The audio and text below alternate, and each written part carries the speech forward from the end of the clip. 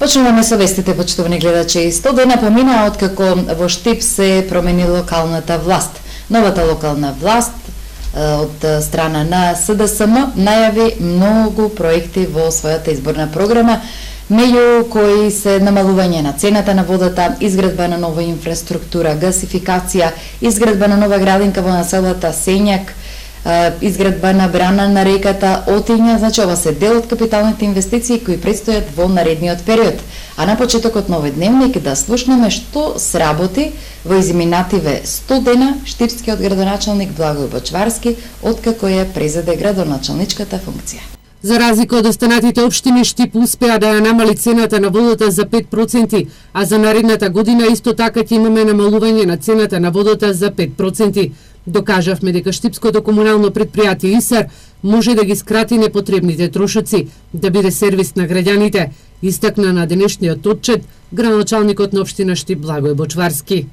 Иако знаете дека цената на водата ја регулира регулаторна комисија, успеавме низ дебата со регулаторното тело да докажеме дека јавното предпријатие ИСАР може и мора да работи транспарентно и да работи отчетно, но и со намалени трошоци кои што ќе придонесат да можеме да ја намалиме цената на водата.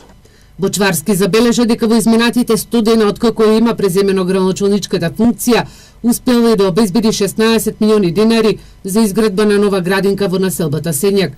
45% од средствата ги обезбедува владата преку Бирото за рамномерен регионален развој.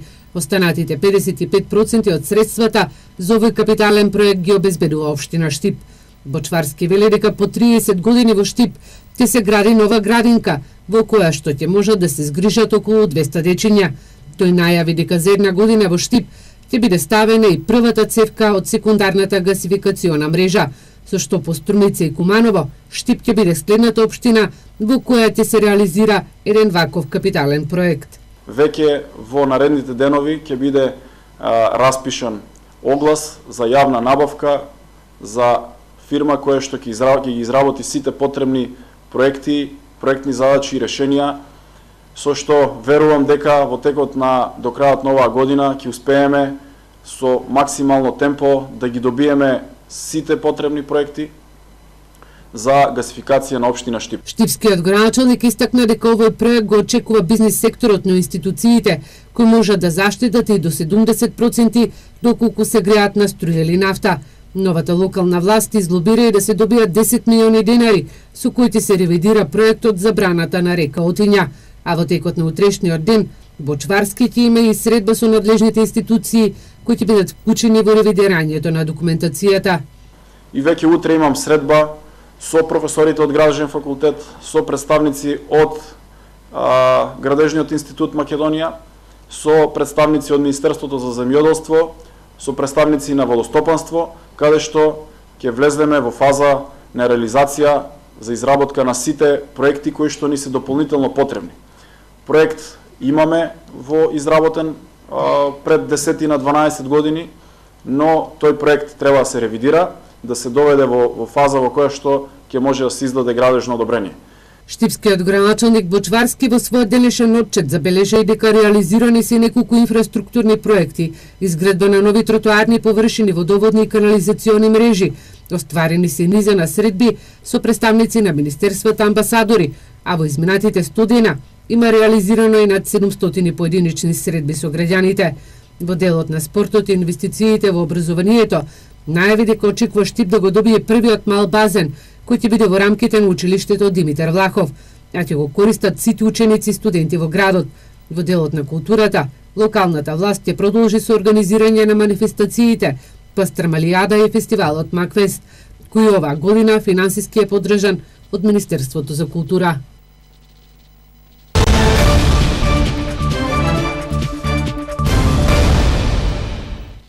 Министерството за култура ја објави националната програма, иако буџетите се драстично намалени и не се предвидуваат никакви реконструктивни зафати или патувања во странство, каде што ќе се промовира македонската култура и уметност, сепак директорите на штипските институции се задоволни од одобрените проекти. додека најголем инфраструктурен проект во регионот ќе биде реконструкцијата на Центарот за култура во Кочани, што ќе чини 13 милиони и 500 илјади денари. Министерството за култура ја објави новата програма. За новата репертоарска година предвидено е да се финансираат 3 театарски представи. 3 сестри од Чехов во режија на Јован Ристовски, Амадеус од Питер Шефер во режија на Хрват од Иван Лео Лемо и патувачкиот оркестар на Шопаловик во режија на Билјана Раудиновска. Ристовски и Лемо и претходно имаат поставувано театарски представи во Штип. Годинава не се предвидени патувања надвор од државата, ниту пак средства за реконструктивни зафати. Со 143.000 денари ќе се јакне лековната дејност во градот, а штипјани ќе може да проследат и фестивал на традиционални влашки игри, песни и носии. Од другите проекти добивме доста интересни понуди за ликовната уметност, значи граѓаните на Штип имаат шанси да погледнат малку повеќе не само сликарства, туку и изложба на скулптури, неколку скулптури. Мислам дека имаме 3 изложби такви. Добивме дел и за музичката уметност, малку недостасуваат средства за литературната дејност, кои што во овој случај ќе мора да ги изведеме наши средства. На Штипската библиотека и се одобрени 13 проекти. Најмногу средства се одобрени за библиотекарското катче за слепи. И оваа година со државни пари ќе се финансираат проектите Нупсо Андерсон, Инфобусот, достапност до книги на инвалидизираните лица, а ќе се изврши и промена на делот на дворешната столарија на Штипската библиотека. Околу 1 милион денари ќе чини одржувањето на археолошкиот локалитет Баргала. Предвидени се археолошки истражувања на железнодопскиот Тулумбабите, како и конзервација на фасада на куќа на улицата Крсте Мицирков. Со средства од буџетот, годинава ќе се подржат 55-тото издание на ДАФ. Ратевските бамбурци во Беровско, зелникот на Баба во Пробиштип, теракотните икони во Виница ќе се презентираат во Белград.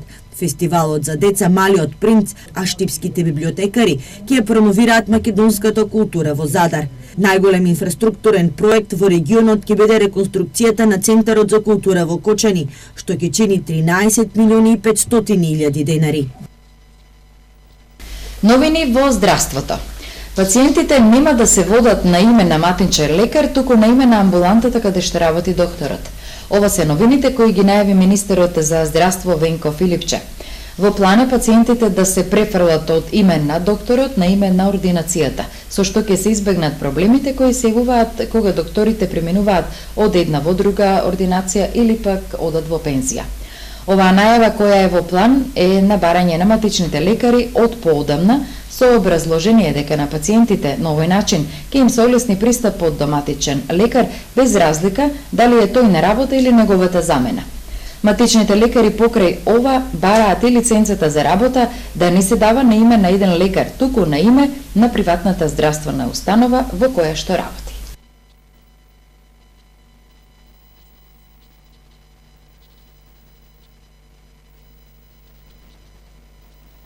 Недела за математичко моделирање. Студентите од неколку европски држави, заедно со наставниците, преку математички модели се обидуваат да решат реални индустријски проблеми. Електротехничкиот заедно со Технолошко-техничкиот факултет при Универзитетот Гоце Делчев денеска организираа првата недела за математичко моделирање на овие простори. Деканот на Електротехничкиот факултет Татјана Атанасова Пачемска вели дека станува збор за настан на кој студентите од втори трет циклус преку математички модели се обидуваат да решат реални индустријски проблеми. Well, I think events like this is Ќе се обидеме оваа недела да работиме со студентите на индустријска математика. Овие студенти по математика ќе се обидат да работат на решенија за индустријски проблеми. Мислам дека на вакви настани можат да се најдат дел од решенијата, а и студентите ќе можат да ги покажат вештините кои ги имаат и многу студенти и јавноста да се запознае со примената на математиката. Во Европа, на пример, има огромен интерес за индустријската математика во последните неколку години. Атанасова Пачемска вели дека и со ваквите настани се доближува математиката до студентите и до јавноста, а воедно студентите стекнуваат поголеми вештини кои се применливи во индустријата. ние направивме малку поголеми напори во популаризацијата на математиката во инженерството. Годините кои што поминаа не беа многу сјајни години за математичката наука во Македонија. Ние се соочивме со недостиг на кадар, меѓутоа и многу промени на курикулумите на инженерските факултети. Така што резултатите од тие промени веќе негативно се одразуваат кај нашите завршени генерации. Ние треба да создадеме генерации кои што се компатибилни на европскиот и светскиот пазар на труд. Подршка за овој проект дадоа и другите технички факултети. Деканката на Технолошко-техничкиот факултет вели дека овие настани покажуваат колку е важна математиката и од нив можат да произлезат решенија за реалната индустрија.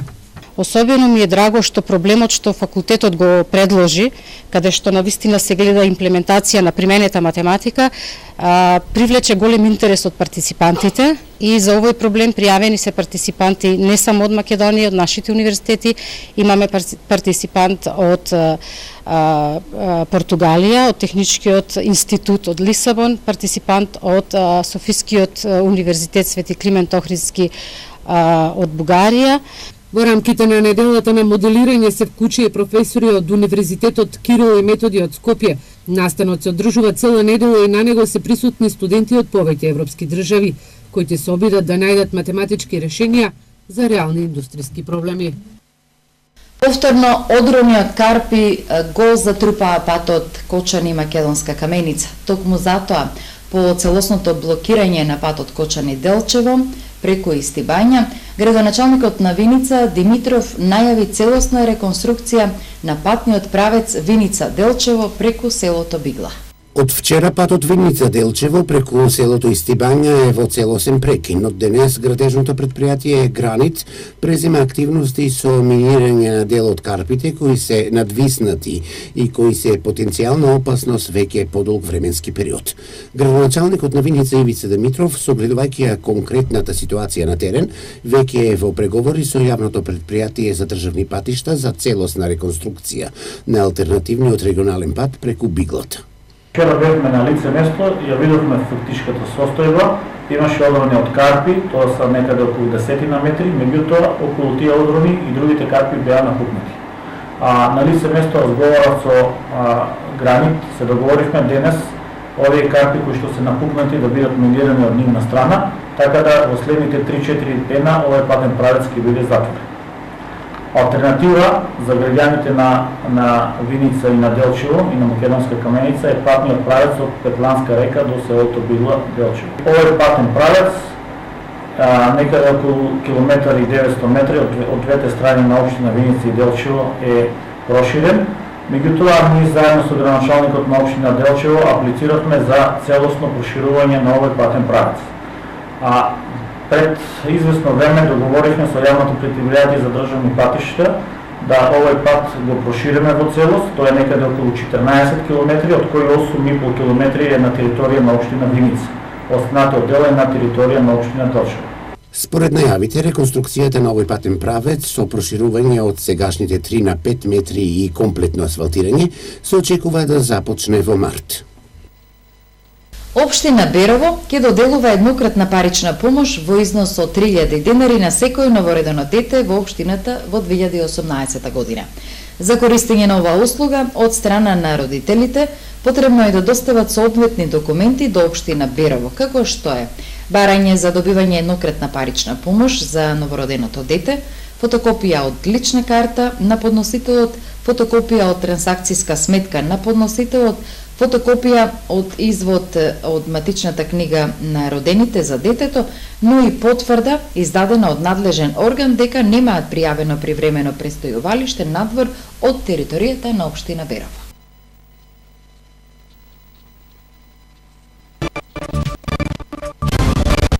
Четириесетгодишен пробиштипјенец се обидел да силува 18-годишна девојка. Грозоморниот чин сакал да го изврши дома, претходно нанесувајќи и повреди. Девојката побегнала, а насилникот е приведен од страна на полицијата. 40-годишниот пробиштипјанец предходно преку СМС пораки се заканувал на 18-годишната девојка дека доколку не дојде кај него дома, ќе се јави на родителите и ќе го загорчи животот. Таа викендов отишла кај него со намера да разговара и ја расчисти ситуацијата кога била брутално нападната. Се обидел да ја силува, удирајќи ја главата во зид, а ја удрил и неколку тупаници по лицето. Девојката успеала да побегне и да го пријави случајот во полицијата. Увид на местото на настанот извршиле полициски службеници од секторот за внатрешни работи Штип. 40-годишното осомничено лице е лишено од слобода и задржано во полициска станица во Штип за понатамошна постапка. По целосно документирање на кривично правниот настан, против него, поради постојање основи на сомнение за сторено кривично дело силување во обид, ќе биде поднесена кривична пријава. Ова не е прв случај поврзан со уцена и силување кој ги потресе пробиштипјани. Лани во октомври 25 годишен пробиштипјанец заработи кривична и притвор за силување на 11 годишно девојче на кое на мобилниот и праќал компрометирачки фотографии кои тој ги направил кај него дома, уценувајќи ја дека истите ќе ги објави на Facebook. Случајот во полиција го пријави нејзиниот татко. Актуалности. Во саботата генералниот секретар на ВМРО ДПМН Игор Јанушев го посети партискиот општински комитет. Како дел од активностите кои што ги започнавме во овој период, вечерва сум во општинскиот комитет на ВМРО ДПМН овде во Штип, на средба со нашето членство и нашите поддржувачи и симпатизери.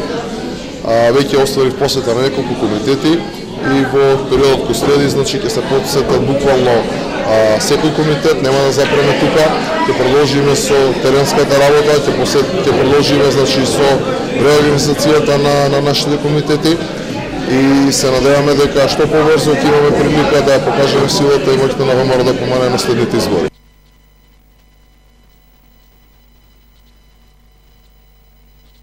Во Виница годинава планирани се неколку акции за заловување на кучињата скитници. 220.000 денари е сумата која општина Виница годинава ќе ја потроши за заловување на кучиња скитници, кои дефинитивно се сериозен проблем во секое населено место. Денес се спроведе првата акција од страна на фирмата која беше избрана на тендер. Текот на денешниот ден беше извршено заловување на нерегистрирани кучиња, односно кучиња скитници. Акцијата траеше неколку часови и беше извршена од страна на правниот субјект ВСЦ Тодор Велков од општина Куманово, кој беше избран како најповолен понудувач. Акцијата помина успешно и денеска беа зловени предвидениот број на кучиња скитници. Во блиска иднина во наредниот период ќе бидат проведени уште неколку акции за заловување на кучиња скитници. Се надеваме дека наредниот месец ќе биде спроведена уште една акција. Проблемот со кучињата скитници понатаму останува актуелен и се погласни се апелите по социјалните мрежи за изнаоѓање на други законски решенија во третирањето на овој проблем, бидејќи актуелните решенија во изминативе години носат пари од општинските буџети, а поплаките и реакциите од граѓаните никако да стигнат. Пожарникарите повторно имале полни раце работа. Од 8 интервенции кои изминатава недела ги имале штипските пожарникари, биле на запалени контењери. Запалени контењери се гаснале и во населбата Сењак, на улицата Браќа Даневи и во населбата 8 ноември. Две интервенции на гаснење на пожари на запалени оџаци влегле во службената евиденција на Штипската противпожарна единица. Пожари предизвикани од неисчистени оџаци се гасели на улицата Димо Хаджи Димов и Джемал Биедик. Вчера територијалната противпожарна единица во раните утрински часови интервенирала и на опожарено возило паркирано на улицата Цветан Димов. Едно возило и двајца пожарникари излегне на терен, при што огнот го локализирале.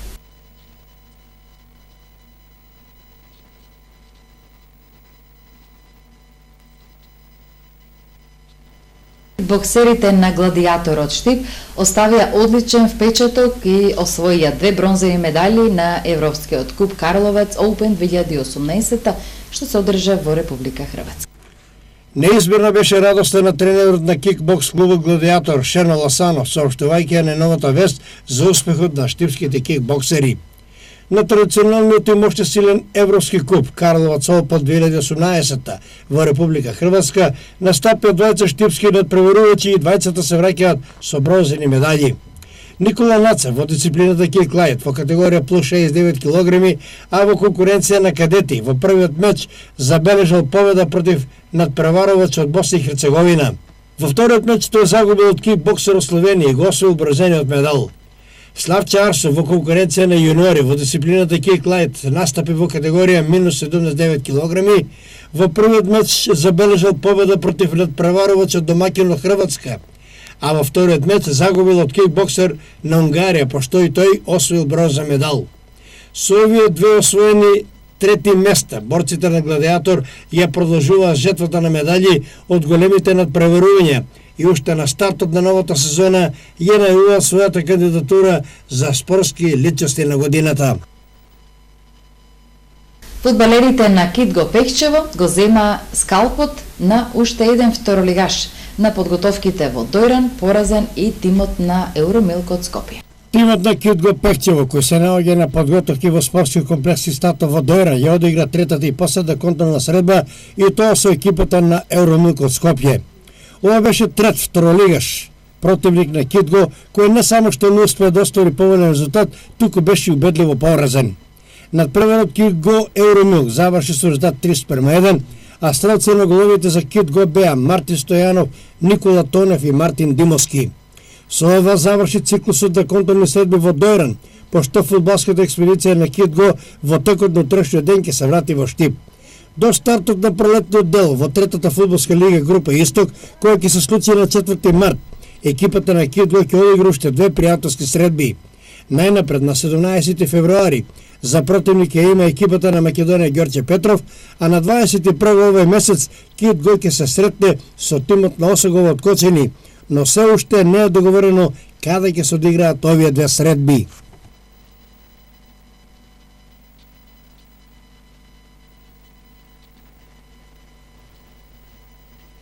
Благодариме за вниманието, но ве поканувам да останете во продолжение со нашава програма и вечерва да го проследите регионалниот магазин отворено на тема. Вечерва наши ваш гостин е градоначалникот на Штип Благој Бочварски. Со него разговара главниот и одговорен уредник Војо Маневски. А ние се гледаме повторно вечерва во 20 часот во второто издание на вестите.